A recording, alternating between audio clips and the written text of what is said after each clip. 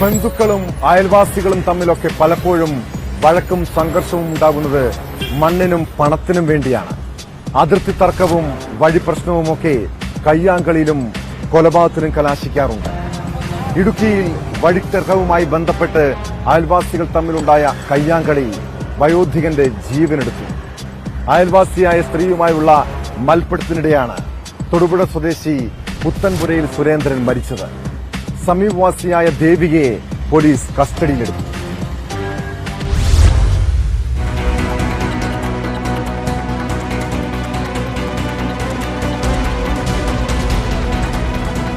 തൊടുപുഴ മുള്ളരിങ്ങാട് സ്വദേശി പുത്തൻപുരയിൽ സുരേന്ദ്രനാണ് മരിച്ചത്. വഴിത്തർക്കവുമായി ബന്ധപ്പെട്ട് സുരേന്ദ്രനും അയൽവാസി ദേവികയും തമ്മിലുണ്ടായ വാക്കേറ്റം കയ്യാങ്കളിയായി മാറുകയായിരുന്നു.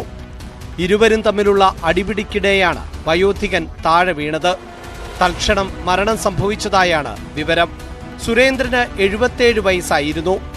മൽപിടുത്തത്തിനിടയിലാണ് മരണം സംഭവിച്ചത് എന്ന് പോലീസ് പറഞ്ഞു.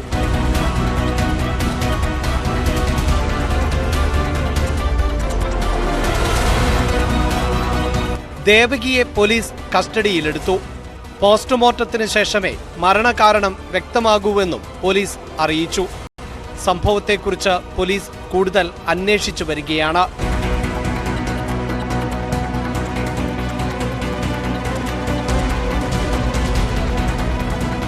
ന്യൂസ് 18 ഇടുക്കി.